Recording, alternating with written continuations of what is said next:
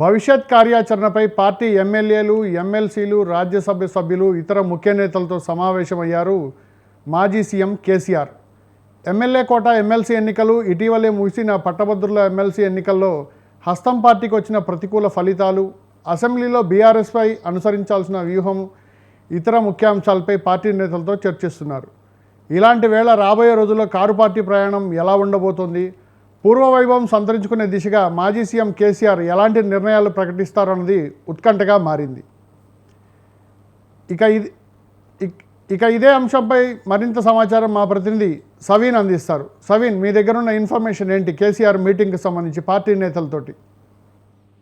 BRS అధినేత KCR Erravalli farm house లో BRS party ముఖ్య నేతలతో ఈ సమావేశాన్ని నిర్వహిస్తున్నారు. BRS party working president KTR తో పాటు మాజీ మంత్రి హరీష్ రావు, తలసాని శ్రీనివాస్ యాదవ్, సబితా ఇంద్రారెడ్డి, జగదీష్ రెడ్డితో పాటు జోగు రామన్న, అదేవిధంగా ఇతర ముఖ్య నేతలు, బీఆర్ఎస్ పార్టీకి సంబంధించిన ఎమ్మెల్యేలు, ఎమ్మెల్సీలు, రాజ్యసభ సభ్యులు కొంతమంది హాజరయ్యారు. మొత్తానికి ఇటీవల జరిగినటువంటి రాజకీయ పరిణామాలతో పాటు రాబోయే రోజుల్లో బీఆర్ఎస్ పార్టీ పరంగా ఎట్లాంటి చర్యలు తీసుకోవాలి, ఏ విధంగా ముందుకు వెళ్లాలి అనే దానిపైన బీఆర్ఎస్ పార్టీ అధినేత, బీఆర్ఎస్ పార్టీ ముఖ్య నేతలకు దిశానిర్దేశం చేయబోతున్నారు. ఇక ఎమ్మెల్యే కోట ఎమ్మెల్సీ ఎన్నికలకు సంబంధించి ఇప్పటికే షెడ్యూల్ విడుదలైంది, నామినేషన్ల ప్రక్రియ కొనసాగుతోంది.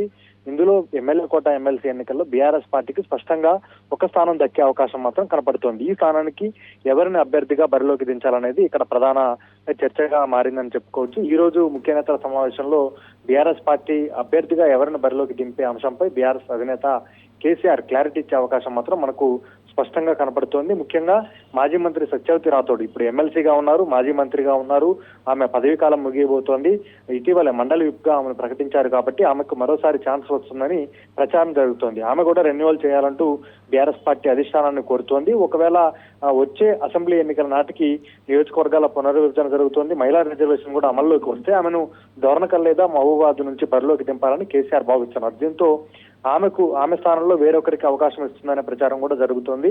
ఇక బీసీ సామాజిక వర్గం నుంచి అవకాశం కల్పించాలనే డిమాండ్ కూడా బీఆర్ఎస్ పార్టీ అధిష్టానంతో పెరుగుతోంది.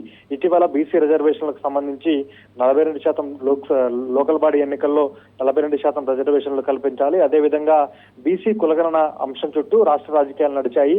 బీసీలకు అవకాశం ఇవ్వాలనే చర్చ వచ్చినప్పటికీ మండలి విపక్ష నేతగా మధుసూదనాచారి ఉన్నారు, మండలి డిప్యూటీ చైర్మన్ గా బీఆర్ఎస్ పార్టీ తరఫున బండా ప్రకాష్ ఉన్నారు. కాబట్టి బీసీలకు అవకాశం కాకుండా ఎస్సీ కోటాలో మాజీ ఐపీఎస్ గా ఉన్నటువంటి ఆర్ఎస్ ప్రవీణ్ కుమార్ పేరును బీఆర్ఎస్ అధిష్టానం పరిశీలిస్తున్నట్లుగా తాజాగా వెలుగులోకి వచ్చింది. ఈ అంశంపై పెద్ద ఎత్తున చర్చ జరుగుతోంది.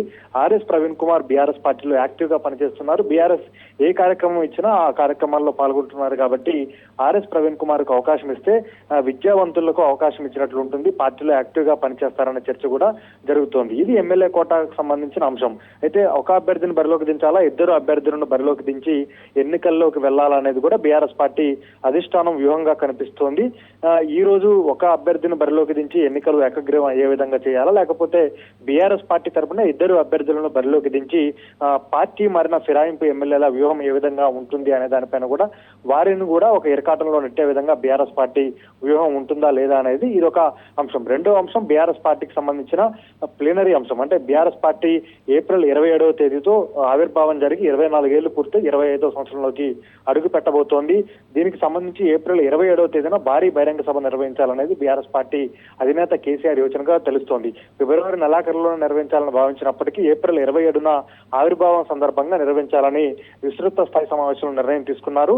ఇక జనగామ, ఆలేరు మధ్యలో, మరోవైపు గజ్వేల్ ప్రాంతంలో, ఈ మూడు ప్రాంతాల్లో ఎక్కడైనా ఒక చోట భారీ బహిరంగ సభ నిర్వహించాలని కేసీఆర్ భావిస్తున్నారు. దానికి సంబంధించి ఈ రోజు ఏప్రిల్ 27వ తేదీన ఎక్కడ బహిరంగ సభ నిర్వహించాలనే దానిపైన స్పష్టత వస్తుంది. మరోవైపు సిల్వర్ జూబ్లీ ఉత్సవాలను ఏడాది పాటు వివిధ కార్యక్రమాలు రాష్ట్ర వ్యాప్తంగా చేయాలని గతంలోనే నిర్ణయం తీసుకున్నారు. కాబట్టి కార్యక్రమాల రూపకల్పన ఏ విధంగా ఉంటుంది, దానికి సంబంధించిన కమిటీల ఏర్పాటు అంశంపై కూడా కేసీఆర్ దిశానిర్దేశం చేస్తారు. ఇక రాబోయే అసెంబ్లీ బడ్జెట్ సమావేశాల్లో బీఆర్ఎస్ వ్యూహం ఏ విధంగా ఉంటుంది, ఆ అసెంబ్లీలో అధికార పక్షాన్ని ముఖ్యంగా రాష్ట్ర ఆదాయ వనరుల విషయంలో కావచ్చు, రాష్ట్రంలో రెవెన్యూ లోటు విషయంలో కాంగ్రెస్ ప్రభుత్వం అధికారంలోకి వచ్చిన తర్వాత రాష్ట్ర ఆదాయం తగ్గుతుందని బీఆర్ఎస్ ఆరోపిస్తుంది. కాబట్టి వీటన్నిటి అంశాలపై అసెంబ్లీలో అధికార పక్షాన్ని ఏ విధంగా ఎదుర్కోవాలి, ఇటీవల జరిగిన పట్టభద్రులు, టీచర్ టీచర్ ఎమ్మెల్సీ ఎన్నికల్లో ఈ 3 ఎమ్మెల్సీ ఎన్నికల్లో కాంగ్రెస్ పార్టీ టీచర్ ఎమ్మెల్సీ ఎన్నికల్లో అధికారికంగా పోటీ చేయలేదు.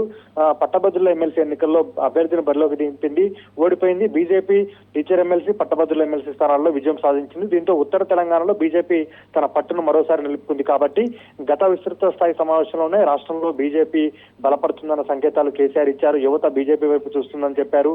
దీంతో బీజేపీని ఏ విధంగా ఎదుర్కోవాలి, యువత బీజేపీ వైపు వెళ్లకుండా ఎట్లాంటి జాగ్రత్తలు తీసుకోవాలి, వీటన్నిటి అంశాలపై బీఆర్ఎస్ పార్టీ ముఖ్య నేతల సమావేశంలో కేసీఆర్ బీఆర్ఎస్ పార్టీ నేతలకు దిశానిర్దేశం చేసే అవకాశం మాత్రం మనకు కనపడుతుంది. ప్రధానంగా బీఆర్ఎస్ పార్టీ సిల్వర్ జూబ్లీ ఉత్సవాలకు సంబంధించి కార్యక్రమాలు ఏడాది పొడవునా ఏమేం చేయాలి, కమిటీల్లో ఎవరెవరు ఉండాలన్న దానిపైన ఒక అంశం అయితే, రెండోది ఎమ్మెల్యే కోట ఎమ్మెల్సీ ఎన్నికలకు సంబంధించి ఈ 2 అంశాలపై ప్రధానంగా చర్చ జరిగే అవకాశం మాత్రం మనకు కనపడుతుంది.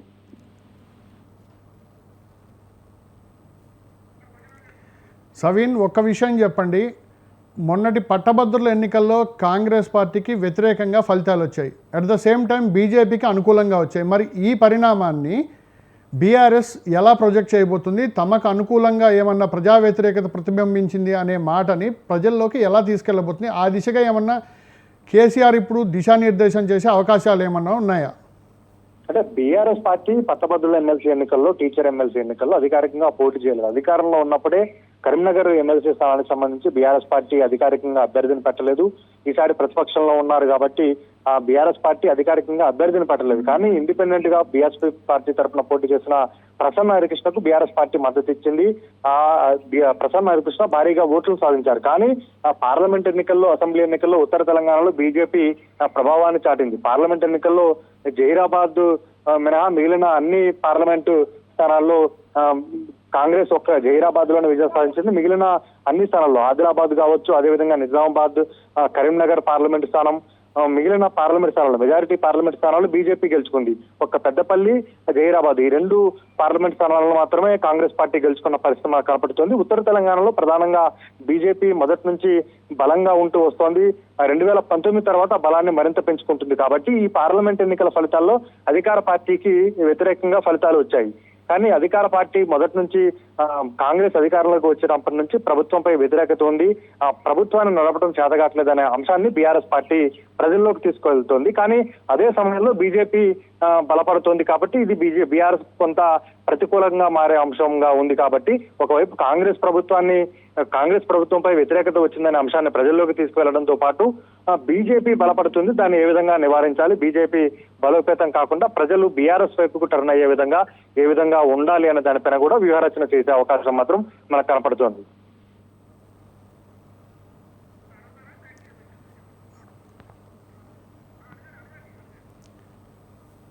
సవీన్, ఇంకో విషయం చెప్పండి. పార్టీ ఆవిర్భావ దినోత్సవం దగ్గరకు వస్తుంది కదా, మరి ఈ సమయంలో సంస్థాగతంగా ఎలాంటి నిర్ణయాలు తీసుకోబోతున్నారు? పార్టీని బలోపేతం చేసేందుకు వాళ్ళు ఎలాంటి సలహాలు, సూచనలు పాటించడమే కాకుండా క్యాడర్కి ఏమని దిశానిర్దేశం చేయబోతున్నారు కేసీఆర్?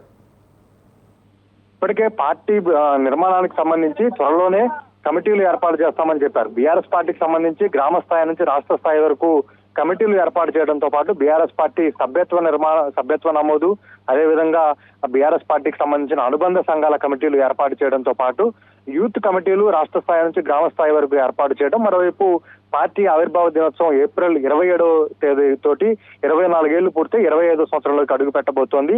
ఈ సందర్భంగా సిల్వర్ జూబ్లీ ఉత్సవాలను ఈ ఏడాది ఏప్రిల్ 27 నుంచి వచ్చే ఏడాది ఏప్రిల్ 27 వరకు సంవత్సరం పాటు వివిధ రూపాల్లో, అంటే గ్రామ స్థాయి నుంచి రాష్ట్ర స్థాయి వరకు వివిధ కార్యక్రమాలు చేయడం ద్వారా పార్టీని ప్రజల్లో ఉంచగలుగుతాము. బీఆర్ఎస్ పార్టీ స్థాపించి 25 ఏళ్లు పూర్తయిందనే అంశాన్ని ప్రజల్లోకి తీసుకెళ్లడంతో పాటు పార్టీ ప్రజల్లో ఉండే విధంగా బీఆర్ఎస్ అధినేత కేసీఆర్ యాక్షన్ ప్లాన్ చేస్తున్నారు. దానికి సంబంధించి కమిటీలు ఏర్పాటు చేస్తామంటూ కూడా కేసీఆర్ స్పష్టం చేశారు.